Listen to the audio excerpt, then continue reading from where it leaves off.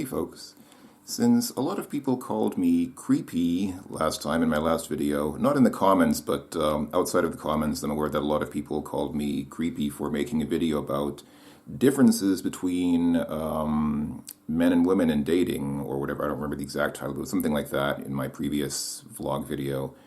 And some people said, wow, what a creep talking about dating. Gosh, imagine somebody talking about dating in public. What a terrible person he must be. I'm not even joking. Like, some people called me creepy for making that video, like people that I know. So since people thought that was creepy, let me go ahead and double down on that creepiness by talking about something even more creepy. So today I'm going to talk not just about dating, but about jealousy in relationships. So that people can think I'm even more creepy. I should preface this, I should sort of qualify everything that I'm about to say by noting that there's a very strong, I'll probably mention this several times during the video, but I'll start off by saying there's a very strong sort of cultural difference that I think is at work in a lot of what I'm about to describe. I grew up in the West. I grew up in a Western country, and that means that I was raised with all the normal cultural values that are normal to the West. And whenever you grow up in any culture, there are a lot of things that you're aware of. Like, I think, say the United States, for example, where I grew up. I think a lot of a lot of Americans are aware that their country is more religious than most Western European countries. Americans tend to be more religious than, let's say, people in Sweden or whatever, or Denmark. Those Nordic countries tend to be quite non-religious.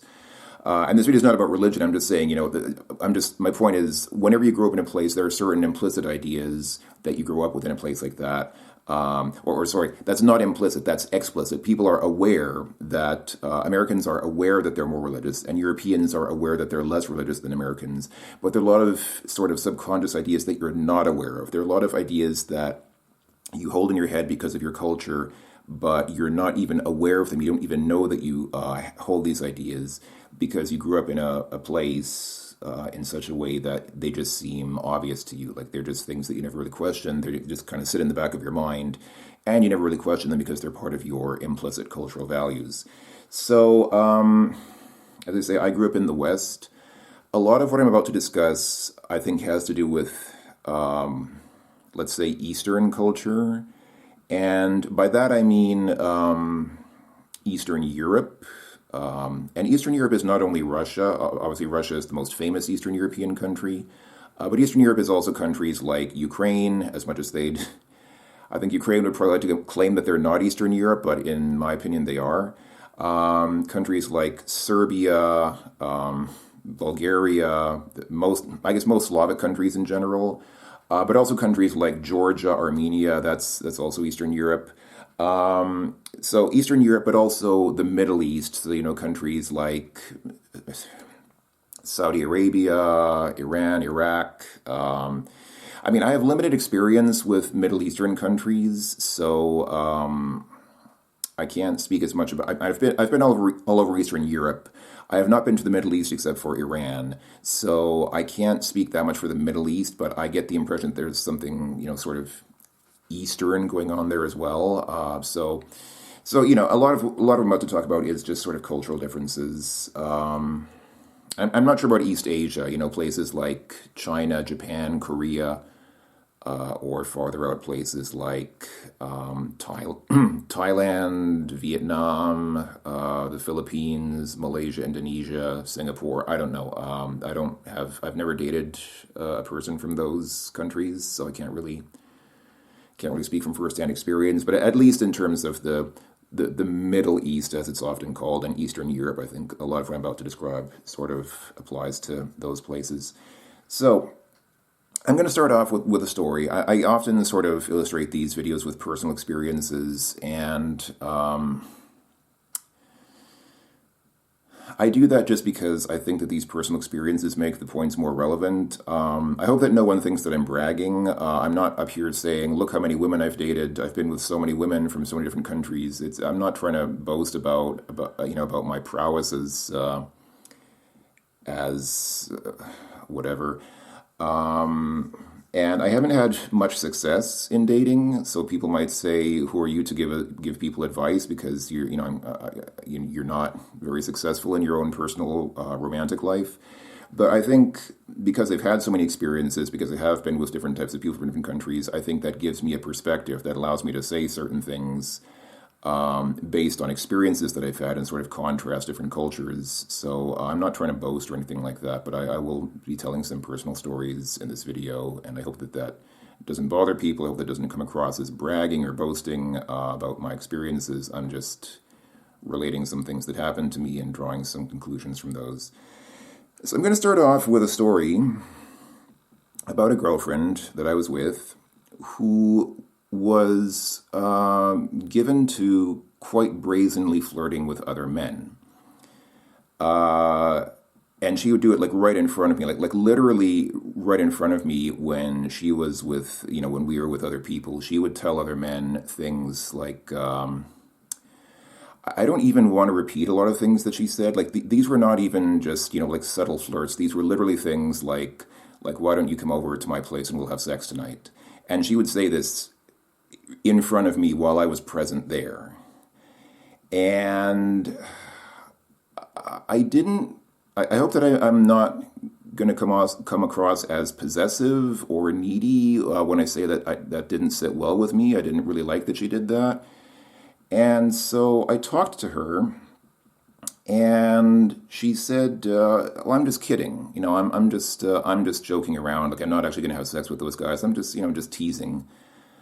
And I said, "Okay, well, okay, maybe it's her sense of humor. Some people are that way. Some people just flirt a lot. I'm not saying it's a good thing. I wouldn't necessarily say it's. I hope this doesn't come across as judgmental, but I wouldn't necessarily say it's a positive quality to have. But okay, some people are that way. I realize that. And if I'm to be perfectly honest, like I shouldn't be hypocritical. I'm sometimes that way as well. Like sometimes I'll just flirt with people, not with any serious intention, but just because you do it. I mean, it's something that some people do. It kind of comes naturally to them. Again, I don't think it's necessarily a good quality to have, but I would be lying if I said that I hadn't done it myself. So okay. Some people do it, and I just kind of said, okay, whatever. Maybe that's her personality. But I kind of got the feeling that, okay, if she can do that, then I can do that. Because that's kind of, I think this is how relationships work. When you're together with somebody a lot, their attitudes and their behaviors sort of start to influence your own. You kind of get into a situation where it's like, well, my partner does that, so it seems normal to do that, so I'm going to start doing that as well. Wouldn't necessarily say that for all things. I mean, there are some things that I wouldn't do just because my partner does them. But it kind of, like when you're in a relationship, you set each other's tone for the relationship. And so because my girlfriend kept doing stuff like that, I thought, okay, well, I can do the same thing. So I would sometimes do that. I would sometimes make similar remarks to women when we were, in social groups. And my girlfriend said, she got really upset and said, why did you do that? Why would you say that to women? And I said, well, you say the same thing to men. I mean, you say exactly, like literally those exact same words to guys when we're with men. So I mean, if you can do it, then I can do it. And she said, no, I can do it, and if I do it, you should just accept that. But I don't like it when you do it. And I said, okay, look, you can't have it both ways. You can have a relationship where people can say things like that to other people. I mean, I've been in relationships like that before. I had a girlfriend who was bisexual, and if you're a guy dating a bisexual woman, it's kind of funny because it means you're both attracted to the same people. I mean, she was attracted to men as well, obviously, but we could both look at women and make comments about women because she was also attracted to women. And it was kind of cute. It was kind of something that we could share. We could both kind of look at a woman and say, wow, look, check out her. Anyway, so, if you're in a relationship like that where you can say such things with your partner and share such things with your partner and kind of consider it a joke, not that we would ever actually do anything with other people, but, just kind of jokingly talk about, check out that person or whatever. It's okay. It's kind of something cute and fun and funny that you can share with each other. So okay, I'm not saying it's not good or bad. I mean, it might seem a little bit. Some people might look down on it, but I think it's not bad as long as you have this understanding. We're not going to actually do anything with these people. We're just looking, we're just kind of just making comments to each other, like, but we're not ever going to actually like cheat on each other or we're having an affair with someone else. As long as it's just like jokes between yourselves as a couple, then it's like okay, it's something that you can share. So I said, okay, if you want to talk to guys that way, and if you don't mean anything by it, if you're not serious about it, if you just like to say these things as a joke, you consider it a joke, even though I think some guys didn't take it as a joke. I think some guys took it more seriously than others. But let's understand that that these are jokes that we tell, and we're not actually gonna have sex with other people. It's not like an open relationship. We're just telling jokes. Okay, that's fine. If you want to do that, I'm not going to stop you. But then I also should be able to do that. What I'm not going to tolerate is that I have to just be the perfect boyfriend and just keep my mouth shut and not say anything to other women or about other women. But you can just go to every guy and say, "Why don't you come over and fuck me tonight?" I'm not gonna tolerate that. It's we have to be on the same page together. If, we can set the rules, and then there's an expectation that we both follow the same rules. That's okay. If we say that we can do that, if we agree that we can do that as kind of a joke, okay, I'll agree to that. If we say that no, we're not going to say those things for the people, we're going to be very well behaved and not make any sort of flirtatious remarks to other people, then I'm okay with that too. But we have to agree on how we're gonna kind of set the tone for the relationship, kind of come to an agreement on how we're going to behave in a relationship. And again, what I'm not going to tolerate is that you can say those things to men as much as you want in front of my face, or even behind my back for that matter, and I can't say anything similar. That's not fair. I'm not going to put up with that. And she said, "No, no, no. Trust me. Like just let's do it this way. Like let's just trust me. I'm not going to cheat on you. Just let me say things I want to guys, and I don't want you to say those things to women." So I just said, okay, whatever. If that's how you feel about it, then whatever. I'm not going to care. Like I don't care anymore. And so after a while, she stopped doing it. She stopped flirting with other men, and I just assumed that she had stopped because she, realized that it wasn't something that I, liked, and so she did it out of respect for me, or she stopped doing it out of respect for me. But we had a conversation sometime later, where we were talking about some other stuff. We were talking about things that we didn't like in each other, which is always a constructive conversation to have. I mean, I'm joking a little bit. It can be constructive, but it can also sometimes be not constructive. But anyway, so we had a discussion, and she said, "Haven't you noticed that I've stopped flirting with other men the way I used to?" And I said, I wasn't really paying that much attention to it because I stopped paying attention to that. But now that you mention it, I haven't seen you do it recently. So yeah, I guess you stopped. I assumed that you stopped because you realized that I didn't like it and you stopped doing it out of respect for me. She said, "No, I stopped doing it because you stopped caring. The only reason I flirted with other men like that was to make you jealous, because I liked seeing you jealous. I liked watching how jealous you became, and that was attractive to me." So we had a woman who was from, I won't say exactly what country she was from, but I'll say she was from an Eastern country, who thought that it was cute to provoke my jealousy and see how angry and jealous I became when she made these remarks to other men. And she thought that was attractive. She thought it was attractive to watch how jealous I became when she did these things. And she said, "Jealousy is a sign of love. As long as you reacted jealously, as long as you reacted with jealousy to what I said, then I would know that you still love me." She would know that I still loved her because I became jealous when she invited other men to have sex with her. And she found that jealousy attractive because it was a sign that I still loved her. And she only stopped because I stopped reacting to it, because I stopped caring. I just said, I'm tired of... It happened so often, and I was tired of bringing it up and complaining about it every time. I finally just started to ignore it, and that's why she stopped. She stopped because I stopped reacting to it, and she felt that I didn't love her anymore because I didn't react to it anymore. So here we see a big difference between Western dating culture and Eastern dating culture. In Eastern dating culture, jealousy is seen as a positive thing. It's seen as a sign of love. There's this sort of implicit idea that if you're not jealous, you don't really love somebody because you can't really love somebody without jealousy. In the West, I think people are more inclined to say exactly the opposite. People are inclined to say, if you love somebody, you won't be jealous. Jealousy is a sign of insecurity. It's a sign of a lack of love. It's a sign that, you know, whatever. I mean, if you're from a Western country, the whole thing. Like people in the West always say, I hate jealousy. Jealousy is unhealthy. Jealousy is toxic. It destroys relationships. But in Eastern dating culture, it's exactly the opposite. It's exactly the opposite. In the East, the thinking is you can't have love without jealousy. You can't have love without some degree of possessiveness or whatever. So that right there shows a huge difference, and that's kind of my topic for today. That's kind of my central thesis of this video for today. Jealousy is a sign of love.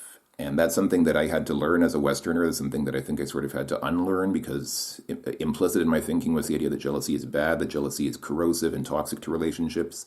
It certainly can be. I'm not saying that all jealousy is good. I'm certainly not saying the more jealousy, the better. I'm definitely not saying that, but I'm saying that the opposite of that, absolutely zero jealousy, is probably not a good thing either, and probably not realistic if real, true emotions are involved. So that's kind of my central thesis for today. That's what I'll be elaborating on today. I'm just going to cycle my camera. Okay, so I'm going to continue with another story with another woman who is also from an Eastern country. She was not my girlfriend. She was never my girlfriend, but we were close to each other for a while. There was interest. Like there was a sense, I had some interest in her, and she had given, I guess, enough indication. These signals that people send. She'd given enough indications there was mutual interest. So I thought, okay, let's get to know each other. So we were still in the getting to know each other phase, still in the initial sort of dating phase, where we were starting to find out how we click together, how we work well together, if we have chemistry together. And she started telling me about another guy that she was dating. You can already, I think in the West that would already be a red flag. I think in the West, if she starts telling you about another guy that she's dating, that would already be a red flag right there. But she started telling me about another guy that she was with, that she was dating, had been dating for a while. And she started telling me, this other guy is so manly, he's such a manly guy, makes me feel really good, and went on and talked about, he does this and that, and it's it's just, what a real man. And my natural reaction as a Westerner was, okay, great, then why don't you date him? Why are you dating me if you think he's a real man, if you think he's manlier, more masculine than I am, then you should date him. And this is, I think, a very measured response. It's a very rational response. It's a very, I think it's a pretty healthy response to say, if you like someone else more, you should be with that person. I'm here to spend time with you because I like you and I hope that you like me back. But if you like someone else more, then you should be with that person instead. And I'll understand, that's how it goes sometimes. If you like someone else more, then go to him with my all my congratulations and best wishes for the future. That's, I think, what people would be expected to do and say in the West, because Western dating culture is more rational. It's more more reasonable in that way. Let's say. And so I ended up, she was, as I say, she was never my girlfriend. We saw each other a little bit and talked to each other a bit, but we never really went, as far as making it a proper relationship. And a long time later, literally, I think more than a year later, I was talking to her again, because we stayed friends and we talked to each other occasionally. And I asked her something like, remember that time when you told me about that other guy? You're telling me about this other guy, and you're saying, he's so manly, he's such a manly man, he makes me feel so good.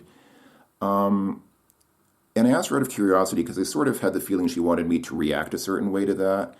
And I asked her, why did you say that? Were you expecting me to do something? Were you expecting me to say something? Like, I wasn't really sure what to say. Like, I just said, okay, if you like him more, then good for you. Then go be with him. But I sort of had the feeling that wasn't the right response. It wasn't your expected response. It wasn't what you were hoping that I would respond with. And she said, yeah, I was hoping that you would prove that you're better. I was hoping that you would say, "Oh, okay, you think that guy's a real man? Well, let me show you what a real man is. I'm going to show you what it's like to be a real man." I was hoping that you would step up and try to be the better man and show me that you can be a great boyfriend. You can be the better man. So this is again. There's this idea in Eastern culture that you kind of have to fight for a woman. In Western culture, there's this idea that if you like somebody and they like you back, then that's all you need. Mutual attraction, a mutual desire to be with each other. What more do you need? I want to be with you, you want to be with me. Okay, let's be together. Why would you need more than that? But often in Eastern dating culture, there's this sort of idea that the man has to win the woman, that like the woman's some sort of prize. This goes back to what I was saying in my previous video, differences between men and women in dating. There's, in the animal kingdom, like in non-human animals, because humans are kind of animals as well. I mean, we're part of the animal kingdom. Technically, we're animals as well. But in non-human animals, males typically fight. You usually have two males who fight over a female. And so in Eastern dating culture, there's this sort of similar idea. It's like, the woman only wants to be with the guy if he can defeat another man. You can't just like be with a guy because you like him. He has to show that he's better than some other man. And that's pretty toxic, I would say. Because it sort of leads partly into the idea that no doesn't always mean no. This is a big thing. This is, I think, one of the biggest points, one of the very biggest things that really very sharply delineates Western and Eastern dating culture. In the West, one of the most important things that you have to understand as a man, if you want to date a woman, or if you are dating a woman, perhaps the most important thing that's drilled into us as Westerners is no means no. If she says no, that means no. You don't try to push it. You don't try to force her. You don't try to encourage her or cajole her or coerce her into whatever it is you want. Usually it's sex. Usually guys want to convince a woman to have sex with them. But it can be other things as well. No means no. If she says no, you respect that. That's a hard line. It's a hard limit. You say no. And that means that's it. End of discussion. No means no. In Eastern dating culture, there is this idea, for better or for worse, I'm not saying it's good necessarily, but it's there, that no doesn't always mean no. That you kind of have to push a little bit and, kind of show that you're really serious. I haven't experienced this myself, but I've heard that if you want to marry a woman from an Eastern culture like that, you have to ask her several times, because apparently it's just standard, like it's just expected, like it's not even surprising, you shouldn't be surprised, it's just to be expected that if you ask a woman to marry you, she'll say no. Whatever the circumstances, whatever the situation, whatever the reasons, she'll say no. Because you're supposed to ask her more than once.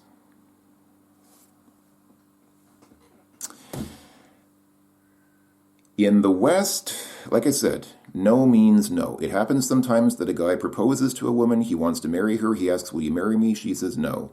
And if she says no, then that's that. He probably won't ask her again, because they both know how serious that moment is. They both understand the magnitude of that moment. The guy's asking the woman, will you marry me? It's a very serious question most of the time. I mean, some guys might ask frivolously, but if he actually gets down on his knees and puts a ring on your finger and says, will you marry me? Then he's probably pretty serious about it. He's probably pretty darn serious about it. And if you say no, then that's it. Nothing's going to happen after that. That's probably going to be the end of the relationship because he knows that the woman doesn't really want to be with him. But in Eastern culture, again, I haven't experienced this myself, but I've heard this from multiple people. Women just say no the first time as a standard reply. Even if they want to be with the guy, they'll say no because they want to see that he'll keep trying. In the West, that would probably lead to a restraining order. In the West, that's the definition of harassment. In the West, that would very likely lead to the woman going to the police and saying, this guy keeps bothering me, keeps, asking me unwanted questions, giving me unwanted attention, and she'd probably get a restraining order that says the guy can't come within 100 feet of her. In the East, it's considered normal. It's considered normal. If the woman says no, but you really like her, if you really want to be with her, you won't accept her no. You'll try again, like maybe, I don't know, a couple of weeks later, whatever, you'll find an opportunity and try again. And not even that you just have to ask twice, but, in many cases, like, you're expected to ask several times. Like, I heard one woman say, from an Eastern country, I heard one woman say 20 times is kind of standard, like around average. Imagine asking the same person 20 times, will you marry me? To my mind, it would become a joke after like the first couple of times. It would become a joke. I wouldn't even take it seriously anymore. I'd say, this is ridiculous. I'm not even going to try anymore. But apparently there is this expectation that just works like that. So again, if you want the woman, you have to fight for her. This is how it is in Eastern cultures, from what I've seen. And there are exceptions. I should probably qualify that by saying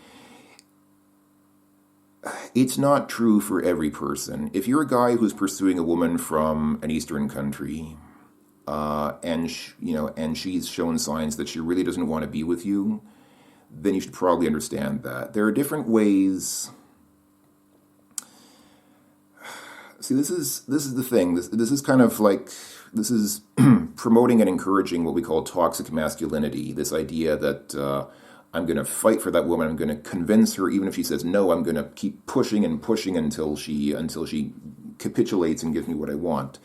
That's like the definition of toxic masculinity. That's something that a lot of women don't want. Even in the East, a lot of women don't want that. But apparently there are different ways of saying no. There's a comedy routine that I saw from Bill Burr. Now, Bill Burr is a comedian who tends to be kind of edgy. He kind of tends to push the boundaries, kind of tends to say a lot of things that are a little bit not safe for TV. But that's part of the territory. I mean, if you're a comedian, I think many comedians see it as their job to push those boundaries. So he's doing what he thinks he should be doing, and maybe, I'm not saying he's wrong. I don't think you have to be that edgy to be a comedian, but okay, I have respect for him. I think he's a good comedian. I think he says a lot of interesting things, but he does kind of tend to say things that would raise some eyebrows. But he had one routine I remember where he was saying, no doesn't always mean no. Like if a woman says no, that's no. If she says no, that means no. But he's like, no, stop it. Oh, no. That's something totally different. So, and that's maybe an extreme, exaggerated example, but the point is that there are different ways of saying no. And in the West, no means no. In the East, there are different ways of saying no. And apparently, if you are a well-adjusted man who grew up in Eastern culture, you kind of have to recognize the signals. You kind of have to recognize the difference between no, which is a real no, and no, something like that. I don't even know. I don't know how. I'm not going to go into details because I don't know myself. I mean, I didn't grow up in that culture, so I'm not sure that I really know the signals myself. But the point is that there are like different ways of saying no, and you're supposed to recognize when a woman is basically saying, "No, I don't want to be with you. No, we can't be together." But kind of there's an like she wouldn't say it like that necessarily, but there's a sort of implied but. There's an implied. But you could change my mind. You could convince me. And you're supposed to be able to recognize when the woman is saying no, no. And when she's saying no, but, and there's, I'm not a good actor. I'm not portraying it very well, but you understand my point. There's that difference apparently that exists. So yeah, in the East, you're like that. You have to prove that you're better than the other guy. Like there's almost like a requirement that the woman has to be with at least two guys at once because then they can fight over her and the one guy can defeat the other and say, I'm the winner. I won. I won this woman as my trophy, like literal trophy wife. So the moral of this story is, again, that was a case where the woman wanted to see my jealousy. She wanted to see me jealous. Not just that I would react with jealousy, but that I would prove myself and that I would say, I'm the better man. I'm going to show you that I'm the better man. I'm going to show you what a good partner I can be for you. I'm going to show you just what a man I can be for you. If a woman from an Eastern culture does something like that to you, if she starts telling you, this guy, I like this guy so much. This guy is so cool. What a great guy. He's so entertaining. He's so sexy, whatever, all this kind of thing. Why would a woman say that to you? Men might do this as well. I shouldn't be sexist. Maybe men do something similar. I don't have any experience dating men because I'm not gay. I've never dated a man. I don't think I ever will because I'm not gay. So I only have experience with women. And so I've seen women do this. Maybe men from those cultures do the same thing. I don't know. But I can say with certainty that women do. Some women. Not all women, but some women do. And so if you're in the situation where like a woman is saying, I like this guy, he's so sexy and he, such a, what a man. She's probably saying something implied, something unspoken, because if she really wanted to be with that guy, she would just be with him. She would just date him and not tell you about him. She wouldn't tell you all these qualities that the other guy has. She would just say, so long, and, she would just say, bye, goodbye, and then she would go date the other guy. If a woman tells you something like that, if a woman starts doing something like that with you, typically, usually what that'll mean is she's saying, in a veiled sort of way, I like you, but I want you to prove yourself to me. I want you to prove to me that you can be more of a man than that guy.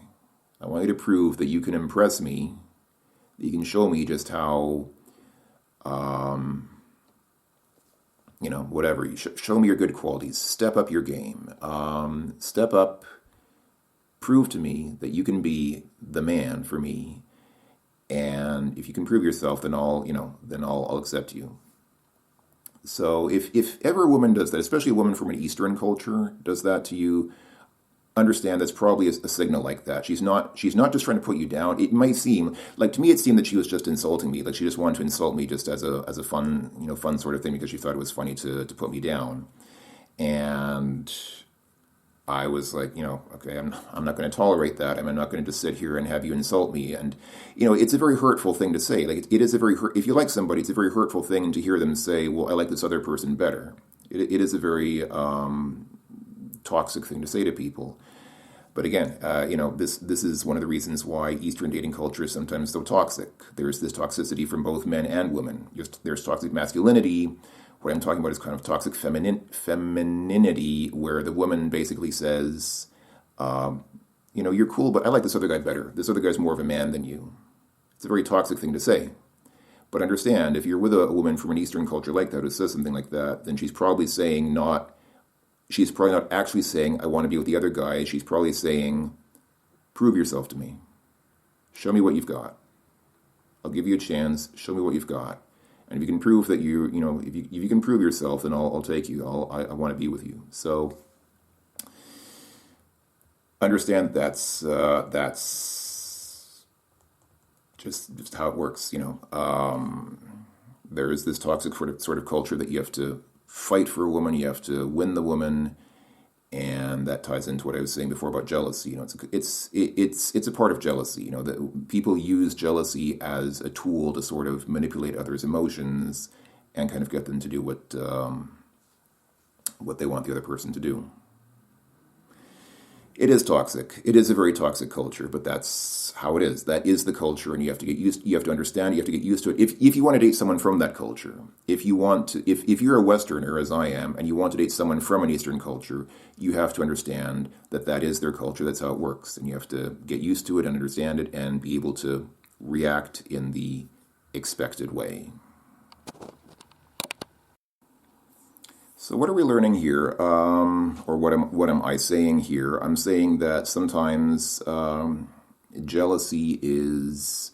I think jealousy tends to come as part and parcel of real love, like a real strong, passionate love tends to have some element of jealousy to it. But I think in many cases jealousy is even desired. People like to see that their partner is jealous because it's seen as a sign of love. It's seen as a sign that they're serious. If someone's really serious about you, they'll be jealous about you. They'll get jealous. They'll get upset if you flirt with other people or be with other people. And people do this to kind of test you. Like people might do this. Like people might flirt with other people or get close to other people deliberately to watch if you get jealous. And if you get jealous, then it's like, okay, you really like me. You really like me because you start getting protective and possessive and jealous. And if you don't, if you just react and say like, well, whatever, then that's a sign you don't really like me. Yes, it's toxic, but that's how some people think. Now, I said before that there has to be some kind of measure, like extreme jealousy is not a good thing either. I always think of that scene from Raging Bull. There's that movie Raging Bull with Robert De Niro in the central role, and Joe Pesci plays the character's brother. I think it was Joe Pesci's big the role that broke him big, that made him a star, because until then he had been an unknown actor. But anyway, so in this movie, Robert De Niro plays a guy who's very jealous, like extremely jealous and possessive. And there's this one scene that I always think of where he's with his wife, and he's constantly suspecting his wife of having affairs with people. He's always asking his wife, were you with this guy? Did you do something with this guy? He gets to the point, he gets so paranoid, he thinks his wife is having an affair with his own brother. And so he kind of there's this scene where he asks his wife, did you have sex with my brother? Like, did you sleep with my brother? And the wife is so tired of it. The wife is so sick of him constantly asking these questions that she says, yeah, I sucked his cock. Which is not a good thing to say. But I can understand it. I mean, if somebody keeps asking you the same question over and over, you kind of get sick of it after a while, and you get to the point where you might say something sarcastically just to kind of get a different reaction, just to see if it makes any difference. And it's a movie, but it is a movie based on a true, like the character that Robert De Niro plays is a real person. He was a boxer. He's a real person. So it's based on a true story. I don't know how much truth there is in this scene. I don't know if this scene is based on something that really happened or was dramatized for the movie. Who knows what really happened? But in the movie, at least, like I said, the guy asks his wife, "Did you sleep with my brother?" And she just sarcastically, out of total frustration, just says, "Yeah, I sucked his cock." And her husband is so shocked. Like there's just this moment where he's like he's. It's almost comical. Like there's just a moment where he's like, "You sucked his cock." He's so shocked. And he just repeats it with such awe. Like, wow. So it's funny for a moment, but then it stops being funny because if you've seen the movie, you know what happens next. He beats up his wife horribly, and then he goes to his brother's house while the brother is eating dinner or I don't know if it's dinner or lunch, some meal. His brother is eating some meal with his wife and children, with his own wife and children. The guy goes to his brother's house and in front of his family just beats up the brother.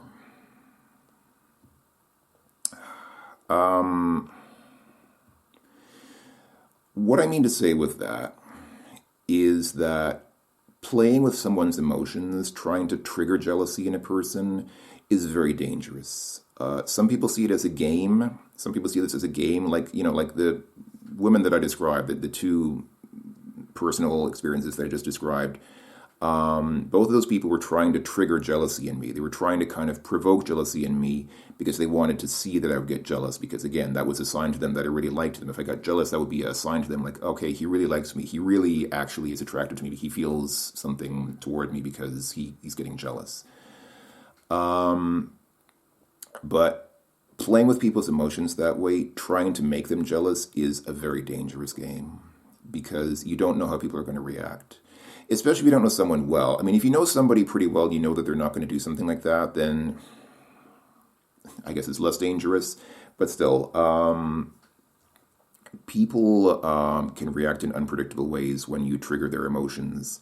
I myself, I've never beaten it. I don't beat people up. I'm not the kind of person who's going to start like physically like hitting people in anger. I've never done that as an adult. I did that actually as a child. When I was a child, sometimes I reacted that way. But I'm a hopefully mature adult now, and hopefully I mean, honestly, like I'm not lying when I say I've never hit anybody as an adult.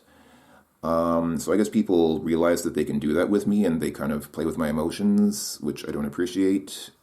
Understand if you're going to do that, it is a very dangerous thing to do. Like that scene in Raging Bull is it's very unpleasant. It's obviously very unpleasant to watch a guy beat up his wife and then go beat up his brother. But I'm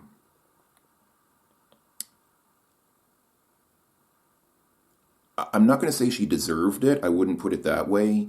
But I have to admit she did provoke him. Like the way that she, sort of screams it in his face, she was provoking him. She was definitely provoking him in a big, big way. So I'm not going to say that she deserved to get beaten up. That would obviously, be I think a very. I mean, no, I'm not saying that, but she definitely did provoke it. If you're with somebody, especially if you know that they're jealous, if you know that they're prone to being possessive and jealous that way, it's a very dangerous game to try to push people's buttons that way, because you never know how they're going to react. Most of the time, I am a very rational person. Most of the time, I'm a very calm person. I hope that I'm a very calm person, but everybody has their limit. Every person has only, so much patience. They have some level of patience. And if you exceed that level, if you push them beyond their limits of their patience, they will react unpredictably. And I have definitely said and done things in the past that I'm not proud of, that I know I shouldn't have done, because I was pushed beyond the limits of my patience. And everybody has that point. Even if somebody seems like a saint, everybody has the point where they will start to behave unpredictably. And I know some people deliberately try to trigger that, because the thing is, most people run off a script. We live in a society. We live in a society. We have this sort of script that exists in our minds of acceptable things to say to people. You say to people, you tell everybody, "Hi, how are you? Good, thanks. Cool, have a good day. Take care." We say all these sort of stock phrases to each other. And if you want to get to know somebody, especially if you want to get into a relationship with somebody, if you want to marry somebody, or even, not get married, but just, be like in an intimate relationship with someone, you probably want to know what they're really like. You don't just want to see this mask that we wear in public. You don't want to see the public mask of things that you're supposed to say. You want to see what they're really made of. And the way that you typically do that, unfortunately, is exactly what I described. You push their buttons, you trigger them, you provoke them, you push them past the limit of their patience. You push them to the point where they can't rely on their public, script anymore. They can't just keep saying nice things that people are expected to say. You push them to the point where they react emotionally. And when they start running on emotions, not on their, sort of ingrained cultural idea of this is what I'm supposed to say, when you push them out of that comfort zone into a place where they're really confused and upset, then they start reacting emotionally. And that's when you see what they're really made of. That's when you see the real person underneath, because now they're running on pure emotions and not just on what they know they should say. So I know that some people will do that. They'll test you. They'll try to test you by pushing you and pushing and pushing and pushing until you get so uncomfortable that you react with just raw emotion, because then you'll see what the person's really like underneath. It's not a good thing to do in most cases. I understand why people would do that. And again, I would be lying if I said I've never done that. I also sometimes, if I want to see what a person is really made of, I'll sometimes say something to them to kind of not upset them, but maybe you could say confuse them, because I'll say something that's not expected. I'll say something unexpected to kind of confuse the person. The person has this sort of cognitive dissonance where it's like, wait, did he really just say that? What am I supposed to say now? How am I supposed to react to that? So, and then, when somebody's in that situation where they don't know what they should say, they're kind of stumped for an answer, like, what am I supposed to say now? Then what they say shows you the real person underneath, because it's impromptu, it's unplanned, it's spontaneous. You see the real spontaneous person underneath that mask. I would be lying if I said I've never done that to people, but I try to do it conscientiously. I try to do it cautiously. Not that I just push people to the point where they explode in anger, but to the point where they kind of have to think about their answer, like, how should I respond to that? What should I say? Because I've never had someone say that to me before, so I need to think about my answer now. I admit that I sometimes test people that way. I'm not sure that it's a good thing to do. I know it is kind of a manipulative thing to do. I'll admit, but I do that because I get tired of just standard polite phrases. I want to see what people are really made of. So I'll do that sometimes, for better or for worse. Again, I'm not saying that it's something that you should do. It's something that I personally do. Whether it's good or bad, I won't try to come to some conclusion on that. But the point is that people do this. People try to test you this way.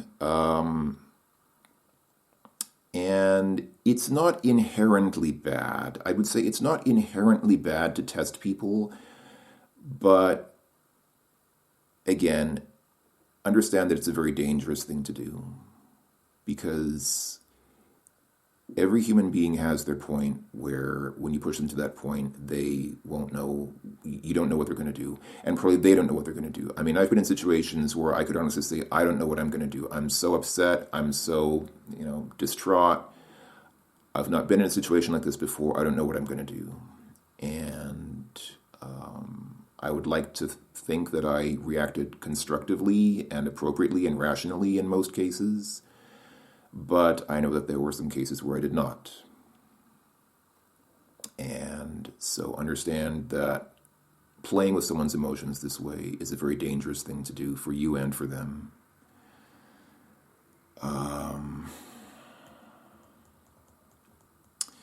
So jealousy is not inherently bad. If somebody gets jealous, my point is that it's not inherently bad, but there's a good jealousy and there's a bad jealousy. If you beat somebody up, it's probably a bad jealousy in most cases. Maybe, I guess there are people who enjoy being beaten up. I could probably think of people I know personally who actually would probably like that reaction, but it's a small number of people. Generally speaking, that's a bad reaction. In most cases, that would be a bad example of jealousy. So,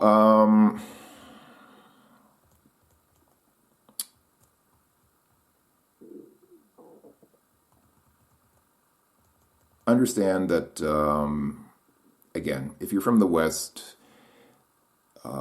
this idea that, you should react rationally might be counterproductive. If you, like, again, that woman who said, I like this guy, this other guy is so cool. What she wanted me to say is, I'm gonna take you away from that guy and show you that I'm the better man. But what I said instead was a very rational response of, do what you want. If you like that other guy, go be with the other guy. I'm not going to try to force you to be with me. I'm not going to beat you up. I'm not going to yell at you. I'm not going to get angry. If you want to go with that guy, then be with him with my blessing and best wishes. I thought that was a very rational response to give. I thought that was a very good response to give, but it was counterproductive because what I said basically pushed her away. It pushed her away and proved that I was not willing to step up and be the man. So, sometimes all this rationality, sometimes all this, being reasonable is not what people want. And you kind of have to know the difference. Because, again, the inverse of that is also very toxic. The inverse of that is you're trying to force yourself to be with a person who really doesn't want to be with you. Like the person really sincerely does not want to be with you, but you keep trying to convince them and convince them and convince them. That's harassment. That's not going to end up well for either people, for both people either. So that's the thing. These are the games people play. They're dangerous games. They're high stakes games because people's emotions and people's personal safety are at risk. But these are the kinds of games people play with jealousy. It is what it is. Okay, now I'm going to tell another story. This is not about a relationship between me and someone else personally, but this is something that I witnessed. This is on the internet, and a lot of people will say that internet relationships don't count, that internet relationships aren't real. I don't think that's true. People on the internet are still real people with real emotions. Even if you're not physically together, like, okay, you're not physically together, so you don't always see their body language, their facial expressions, things like that. Okay, there's a loss of intimacy. There's a level of intimacy that's removed when you're on the internet because there's obviously more intimacy when you're physically next to a person. But still, I think that internet relationships have value. I think that there can be real emotions. I think that you can fall in love on the internet. Some people don't, but if you don't, that doesn't mean that others can't. But there are people who fall in love over the internet. I think that internet relationships can have real, sincere human emotions involved. But this is on the internet. I'm in various internet chat groups and talk to different people online about different things. And there was one woman that I knew who sometimes talked about how much she hated jealousy. Like, she was so against jealousy. She said, jealousy is, I hate jealousy. Jealousy is toxic. Like she said, jealousy is a mental illness, or it's like a symptom of mental illness. Like if jealous people are sick. Which is a common thing to say. Like, a lot of people say things like that. But I had a friend, an internet friend. I've never met him in real life, but I consider him a friend of mine because I know him on the internet, known him for a while. I think we get along well on the internet, so, an internet friend. And he told me at one point in time that this woman had developed an attraction to him. It wasn't public, like it wasn't something they talked about in the chat group, but just because he happened to be one of my friends, he told me a little bit about it. And he said this woman was, had come on to him, was attracted to him.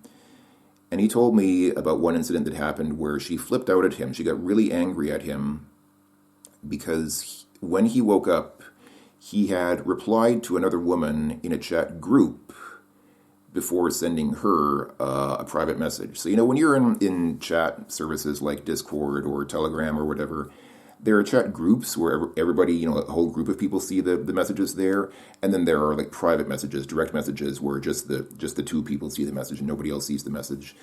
And there are like timestamps. Usually, there'll be like a time, so you'll see when somebody sent a message.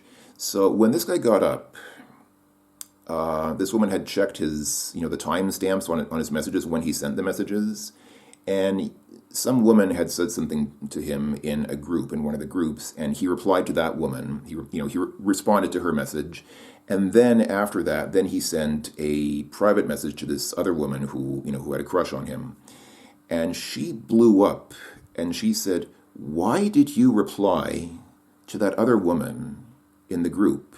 Because again, she checked the times, and it was like he replied to that other woman two minutes before he replied to her. Why did you reply to that other woman in the group before you sent me a message? When you wake up, your first priority is to send me a message. You send me a message first. I'm your first priority. You send a message to me first. After that, you can reply to people in the group. But when you wake up, you send a message to me first. That's the first thing you do.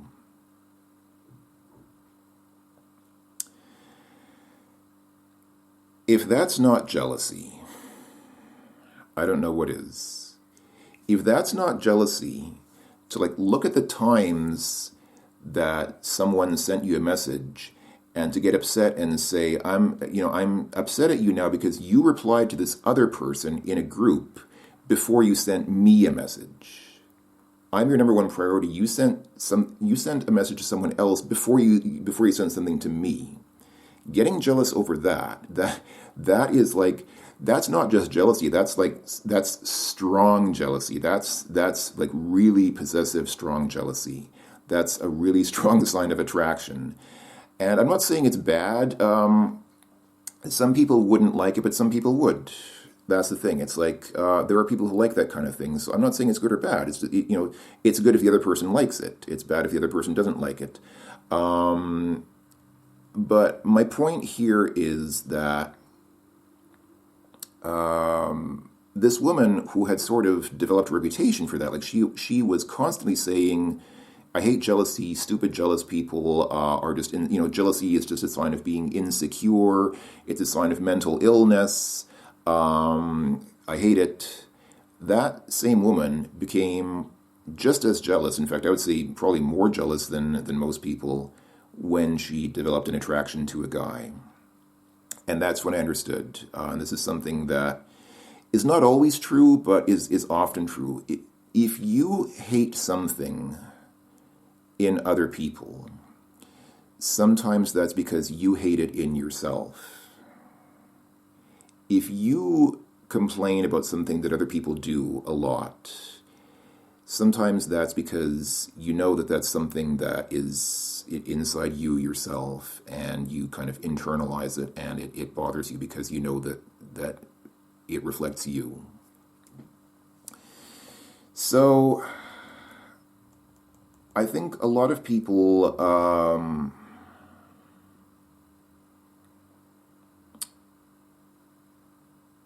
try to pretend that jealousy is bad. People try to pretend that they're not jealous or that they don't like jealousy because it's expected of them. Again, this is kind of the Western script, going off the script, this idea in our heads, this is what we're supposed to say. People say, "I hate jealousy," because that's what you're supposed to say. But the honest reality is that jealousy is a sign of love. If you love somebody, if someone is really dear to you, like really sincerely dear to your heart, then it does pain you to think of losing that person. The thought of losing that person is painful. And if you see that person being intimate with someone else, if you get the idea that that person is closer to someone else than to you, it is painful. That's jealousy. It is emotionally painful, and it is a natural reaction to being in love. So I don't think that jealousy is inherently bad. And again, I don't think that... I'm not sure that you can have real love without jealousy. Like, I'm not saying that, extreme violent jealousy is a good thing, but again, if there's zero jealousy, if somebody just says, "I'm going to go out with this other person," and you're just like, "Okay, I don't care, have fun, whatever," then that shows you don't really care about that person. I don't think you really love that person if you're just indifferent to them going out with someone else. If you just say, "Yeah, go out, I'll just stay here and do my own thing, just have fun, I'm not bothered about it," I think that's a sign of a lack of love. And I know people would say the opposite. People would say, no, to love someone means to trust them. If you love someone, that means you trust them to not cheat on you, to not, to not do anything inappropriate when they're out with their friends. But I would ask the question, what's the point of being in a relationship then? If the other person's going out, that person's going out with other people and leaving you alone, then what even is the point of being in a relationship? What is a relationship then? What's the point of being in a relationship if you're not together? Now, there are different types of relationships. There are different types of relationships and different types of people. And I think one of the reasons why relationships fail is because people come together with different expectations. Some people have open relationships, and typically an open relationship means a relationship where you can date other people, have sex with other people. You may be technically in a relationship with this person, but it's not an exclusive relationship. You can still go out and date other people and sleep with other people and do whatever with other people. An open relationship doesn't just mean sex. I mean, sex might happen too, but it might just more generally mean that you can date other people. You can kind of consider yourself open to dating other people. Some people just, they like to they like to say we're partners. Maybe you kind of consider yourself in a relationship, but maybe your relationship is more serious or more intimate than your relationships with other people. But you can still sort of carry on side relationships with other people, and that's okay. And if people agree to that, then that's okay. I don't have a problem with open relationships as long as both people agree to it. Like I was saying at the beginning with that girlfriend that I had. It's okay as long as we both talk about it and say, look, we're agreed, both of us agree, we're both united in this idea that we're going to behave this way, this is how we're going to behave in the relationship. As long as both people agree to it, then it's okay. I'm not against open relationships as long as both people agree and say, yeah, this is the kind of relationship we have. I'm only against it when there's lying, when it's a secret. If you're keeping it a secret and hiding things and lying to your partner, that's not okay. But as long as both people know about it and they agree to it and say, yeah, I'm okay with it, then I don't see it as a problem. So, some people like that freedom to, be with whom they want, do whatever they want with whomever they want. And some people are the opposite. Some people say, no, we're exclusive. I just want to be with you. We're not going to, fool around with other people. That's also okay as long as both people agree to it and adhere to it. As long as both people unanimously agree that that's the kind of relationship we have and we're going to behave that way, then it's okay. But then there's still the question of how much time you spend with your partner. It's like, even if you're in a relationship, even if you're in a devoted, monogamous, committed relationship, people typically still want to go out with their friends. And so now you kind of have this problem where it's like, how much time are we allowed to spend with our friends? Like, if I go with my friends once a month, is that okay? Is that too much? Or what about once a week? What about 2 or 3 times a week? I mean, again, I'm not saying that people who are in relationships can't have other friends, but you reach a point where it's like, why be in a relationship if they're spending more time with other people? It's like, if you have a partner and that partner's going out with their friends every night and leaving you alone at home every night, then it's like, what's the point of being in a relationship? Even if they're not cheating on you in the sense of having sex with other people, even if they're not having sex with other people, what's the point of being in a relationship if they're always out and you're just left alone? So that's why I say, you kind of have to you have to kind of discuss these things with your partner, kind of have to a mutual agreement with what's acceptable. How often can you go out? How much time can you spend with other friends? Some couples say, it's okay if you go with your friends, but I want to come along. And that's okay too. Like you can go out, but you go out as a couple. That means, if I want to go with my friends, it's okay that I go with my friends, but my girlfriend has to come along. She has to come along and meet my friends and hang out with the rest of us. That's okay too, as long as you agree with it. I mean, again, you have to discuss this with your partner. You have to both agree that this is how we're going to do things. This is the kind of relationship we have. And as long as you both agree with it and you say, yeah, you can go out, but only if I go with you. It sounds kind of possessive, but if you're okay with that, if you're both okay with it and you say, yeah, that's fair, then I don't think it's a problem. I don't think it's a problem to say that as long as both of you say, yeah, I agree with that. It sounds fair, because then you know exactly what I'm doing. You know that I'm not cheating on you. You know that I'm not fooling around, doing or saying something inappropriate. And again, it's not just about a lack of trust. Like, even if you trust your partner to know that they're not doing something inappropriate, the question then becomes, if they're always out, if they're out drinking with their buddies every night and leaving you alone at home, then what's the point of being in a relationship? Why would you be in a relationship with someone who's not present? Some people want that. Some people want relationships where, like some people, even people who are married, there's this whole concept of the visiting marriage. And a visiting marriage is basically a marriage in which two people are married, like they're actually legally married, but they don't live together in the same house. They live in separate houses, and they might visit each other 2 or 3 times a week or even every day, but still they live technically in separate places, which is not usual, obviously, but I know that there are many people who do live that way. I don't have statistics. I say many people. I know that there are some people who live that way. I don't know what percentage of married couples live this way, but I know that there are some people who live that way willingly, and they like it because there's some privacy. Sometimes you really like somebody, But sharing a house with somebody becomes difficult because, things like whose turn is it to do the laundry, whose turn is it to do the dishes, stuff like that. You fight less over stuff like that if you live in separate places. So people kind of keep things separate. They get married but still live in separate houses. It sounds a little bit odd, maybe. I think most people just sort of have this implicit idea that if you're married, you must live together, but you don't have to. Again, it's about expectations. Some people even like long distance relationships. I think most people don't like long distance relationships because, again, there's a loss of intimacy. It's just over the internet. If your relationship is just on the internet, then you kind of lose intimacy with another person, with the other person. But some people like long distance relationships because you maintain a certain amount of privacy. There's a certain amount of, like, okay, I can talk to my partner when I want, we can talk on, do video calls and whatever.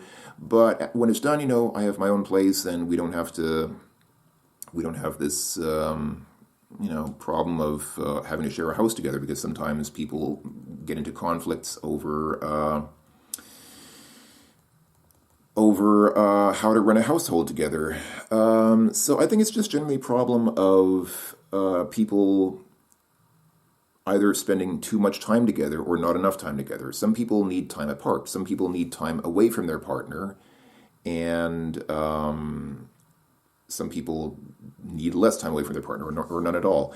I use the analogy, I've sort of developed this terminology, like it's my own terminology, of what I call food people and air people. How often do you eat food? You probably eat food every day, but not the whole day. Most people eat like 2 or 3 times a day, and that's it. And maybe you might have like little snacks in between, but that's it. You eat a couple of times a day, and other times you're not eating. And so you have what I call food people, meaning relationships work like that for them. You're with your partner sometimes. You spend moments with your partner, maybe with your partner for a couple of hours a day, but you also spend a lot of time where you're not with your partner. And the opposite of that is an air person. You breathe constantly. Every minute you breathe several times, and if you stop breathing, a person who stops breathing dies in minutes. If you ever stop breathing, you're going to die in less than 10 minutes. And so in relationships, of course, an air person is someone who has to be with their partner constantly. Like you really need to be with this person literally like 24/7. And if you are separated from them for like a few minutes, you feel like you're dying.